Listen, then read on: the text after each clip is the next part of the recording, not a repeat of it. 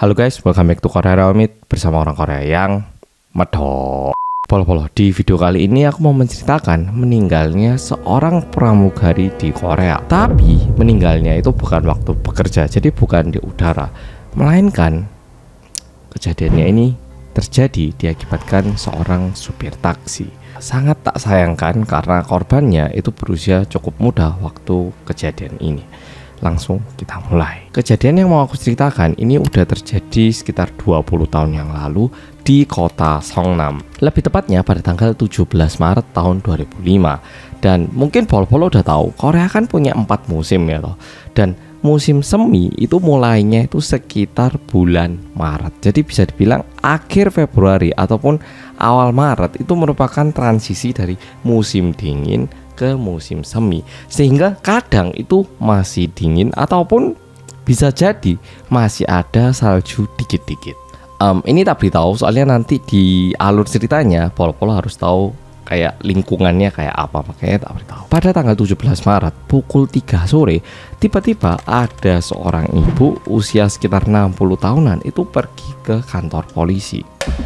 Pak polisi, saya bingung Pak gitu. Nah, Pak polisi yang menghadapi ibu yang sangat gopoh gini langsung disuruh duduk. Bu, duduk aja dulu, tenang. Sampaikan pelan-pelan kepada kami apa yang terjadi, Bu. Akan kami bantu. Nah, di situ ibunya cerita kayak gini. Pak polisi, jadi anak saya, putri satu-satunya yang saya miliki itu nggak pulang, Pak. Terakhir dia keluar itu tanggal 15 Maret untuk pergi keluar sama teman-temannya untuk minum-minum gitu. Dan kalau nggak salah mainnya itu ke daerah Sohyon. Tapi masalahnya anak saya itu belum pulang Pak sampai sekarang. Dan info terakhir yang saya terima itu kan tanggal 15 keluar. Jadi tanggal 16 pukul 1 subuh dini hari anak saya itu udah dibilangnya udah naik taksi Pak. Tapi sampai sekarang belum pulang Pak. Gimana Pak, tolong dibantu. Ibunya bilang kayak gitu. Polisi yang mendapatkan laporan seperti ini akhirnya meminta keterangan lebih lagi kepada ibunya, kayak namanya, baju yang digunakan, gitu itu. Nah, ternyata anaknya ini merupakan seorang anak perempuan tentunya berusia 27 tahun yang berprofesi sebagai seorang pramugari dan bermarga C. Awalnya polisi sempat mencurigai apakah si C ini melarikan diri ataupun butuh waktu sendiri untuk refreshing gitu.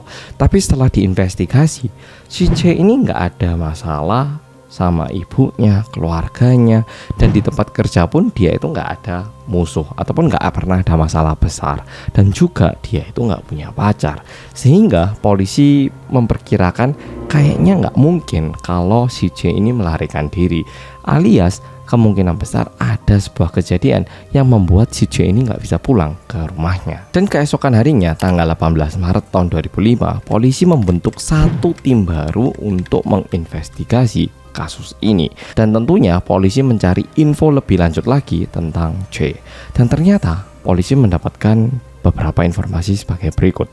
Yang pertama, pada tanggal 16 di hari dia nggak pulang, pada pukul 6.40 kartu kredit yang dimiliki oleh C ini ternyata digunakan di salah satu ATM untuk menarik tunai senilai 1,01 juta Korea won. Dan ATM-nya ini terletak di dekatnya Universitas Singgu. Dan keesokan harinya pada tanggal 17 Maret, lagi-lagi ada penarikan tunai di ATM yang ada di stasiun Ansan. Kali ini nominalnya menjadi jauh lebih besar, yaitu 4 juta Korea won. Di sini tim baru yang dibentuk oleh kepolisian itu bisa memperkirakan kalau ada sesuatu yang buruk itu terjadi kepada C, karena udah menghilang ada penarikan tunai. Udah gitu polisi kan bisa ngecek melalui kamera ya tuh yang narik tunai itu siapa. Tentunya orangnya itu menutupi mukanya, tapi yang pasti bukan seorang perempuan. Dan ditambah lagi ada penarikan tunai lagi di hari berikutnya. Jadi ada 4 kali penarikan tunai dalam waktu 5 hari dan jumlah total yang diambil itu mencapai 7,17 juta Korea won, alias sekitar 75 juta rupiah di tahun 2005. Bayangkan 2005 75 juta aku yo. Wah besar, uang yang besar banget itu. di sini ada sebuah insiden yang lumayan menarik. 4 hari setelah itu, pada tanggal 21 Maret tahun 2005. Jadi buat pol-pol yang pernah ke Korea mungkin pernah lihat di musim salju, karena diakibatkan salju jalan itu jadi licin ya. Jadi di jalan-jalan itu ada satu kotak yang disediakan. Nah, di sini ini isinya itu garam kalsium atau garam apa gitu yang digunakan untuk melelehkan salju. Jadi kalau misalnya salju ini ya beku, dia kan jadi kayak es, kan licin, bahaya ya toh untuk yang jalan sama mobil. Tapi kalau dikasih garam, dia itu akan jadi leleh, jadi air. Sehingga kalau jadi air, paling enggak itu enggak sebahaya salju. Sehingga di jalan-jalan, kalau pol-pol pernah ke Korea di musim salju, itu ada satu kotak. Nah, jadi ada satu petugas pelayan publik yang lagi ngecek kotak-kotak ini gitu. Dan kemungkinan besar karena musim salju mau berakhir, mungkin mau disimpan kembali gitu ya. Nah, petugas pelayanannya itu lagi ngecek satu demi satu. Dan nggak tahu kotak keberapa, waktu dibuka, petugas pelayannya ini menemukan seorang perempuan yang menggunakan kardigan, jeans warna hitam, dan jongkok di dalam kotak itu. Dan tentunya ini sangat tidak umum, siapa yang bakal jongkok di dalam kotak kayak gitu ya toh. Dan waktu dicek, orangnya ini udah meninggal dan juga udah kaku banget. Petugasnya ini langsung lapor ke polisi. Polisi yang datang, mereka itu udah memperkirakan kemungkinan besar ini adalah C yang lagi dicari dari kepolisian. Dan saat polisi nyampe di TKP, betul, jasad yang ditemukan merupakan tubuh ataupun jasad dari C yang lagi dicari. Nah, sekarang polisi udah menemukan jasadnya. Tapi dari jasadnya polisi nggak menemukan info lebih lagi karena udah tahu korbannya siapa ya toh. Dan tidak ditemukan juga keterangan tentang pelakunya. Tapi satu hal yang ditemukan oleh polisi adalah heels yang digunakan oleh si C ini cuma tinggal satu. Nah, satunya lagi ini di mana? Dan polisi berharap ini bisa menjadi clue untuk mencari pelakunya gitu. Bersamaan dengan itu, polisi kan juga terus ngecek CCTV yang ada di ATM-ATM yang digunakan untuk menarik tunai atau. Dan dari kamera itu polisi bisa melihat orang yang menarik tunai itu adalah seorang laki-laki, tingginya itu sekitar 175 cm. Udah gitu menggunakan topi. Nah, ini berdasarkan rekaman CCTV ATM yang ada di Gonsang, kota Ansan. Sekarang polisi masih belum tahu pelakunya, tapi paling nggak udah punya gambaran ataupun bentuk fisik dari pelakunya.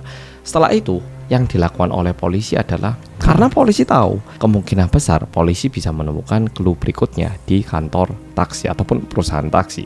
Akhirnya perusahaan-perusahaan taksi yang ada di daerah situ itu semua didatangi dan dicari tahu tanggal 16 Maret ada nggak taksi yang sempat dinaiki sama C ini. Bahkan polisi itu membuat kertas kayak wanted gitu. Nah, di situ ditulis bahwa bakal diberikan uang tunai sebesar 5 juta Korea won kalau menemukan pelakunya. Di saat polisi mendatangi satu demi satu setiap perusahaan taksi yang ada, kebetulan ada satu supir taksi yang datangi Pak Polisi. Terus, Pak Polisi, ini saya agak takut loh Pak bilang, tapi gini Pak, saya itu ada satu kejadian yang lumayan saya inget Pak. Jadi waktu itu malam itu Pak, tanggal 16, saya itu lagi nunggu gitu ya, nyari tamu deketnya apartemen daerah Jongjadong situ. Nah, tidak lama ada taksi datang Pak. Saya kira mau jemput atau ngedrop gitu. Nah, saya liatin gitu. Tidak lama setelah itu Pak, pintu taksinya buka Pak. Nah, masalahnya tamunya itu enggak turun Pak, tapi tamunya itu kayak didorong dari dalam, jatuh gitu Pak. Nah, itu saya lihat itu Pak. Iya Pak, itu yang saya lihat. Semoga membantu Pak. Ada satu supir yang bilang kayak gitu. Polisi yang mendapatkan laporan itu langsung tanya, Pak, Bapak naik taksi kan Pak? Bapak kan ada black box, kamera di mobil itu Pak. Coba saya lihat Pak, siapa tahu nomor mobilnya terekam. Dicek, lah tahun 2005 resolusinya jelek, nggak kelihatan apa-apa. Nah, tapi paling nggak polisi jadi lebih yakin lagi kalau ini merupakan kelakuan dari seorang supir taksi. Nah, sehingga polisi ngecek dengan cara yang berbeda. Semua taksi yang beroperasi pada waktu itu dicek GPS-nya. Ada nggak taksi yang melalui tempat daerah itu yang dimaksud sama supir taksi yang tadi. Dan setelah dicari-cari, polisi berhasil menemukan satu taksi yang gerak-geriknya itu lumayan mencurigakan. Taksi yang dicari oleh polisi ini merupakan taksi yang dikendarai oleh seorang laki-laki bernama Min Byung-il.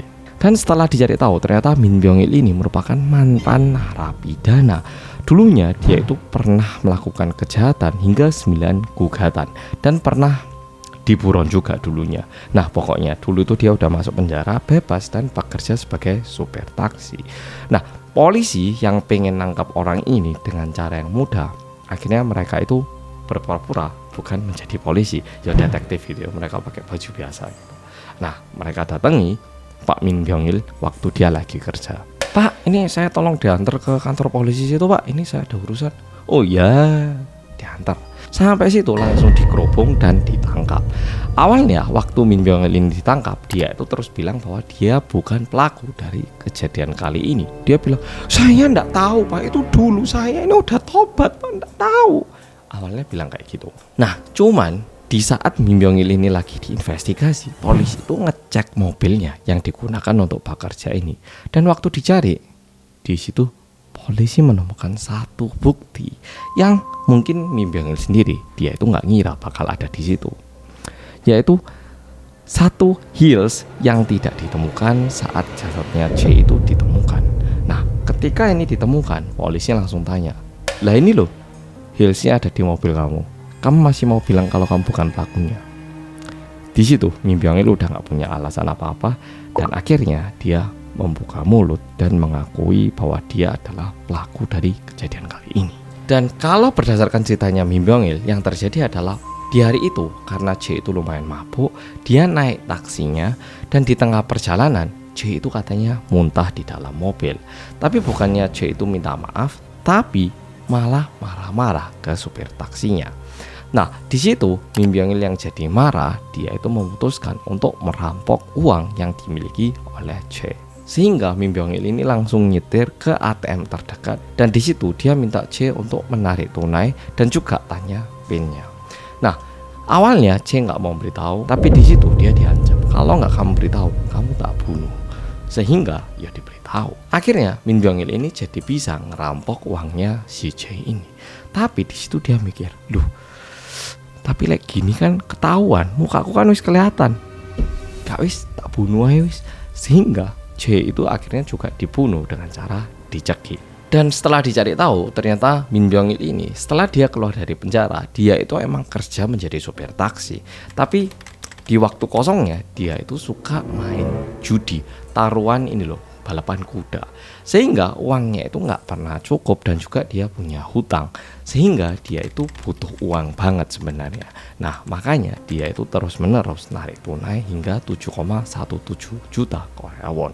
Dan di tanggal 2 November tahun 2005, akhirnya Min Byung-il ini mendapatkan hukuman penjara seumur hidup.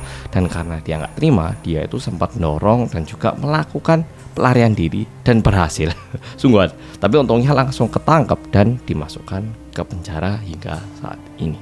Oke, polo-polo, di video kali ini pesan yang bisa aku sampaikan adalah gini. Orang-orang jahat itu banyak banget di sekitar kita. Dan bisa jadi orang-orang ini selalu siap melakukan pembunuhan.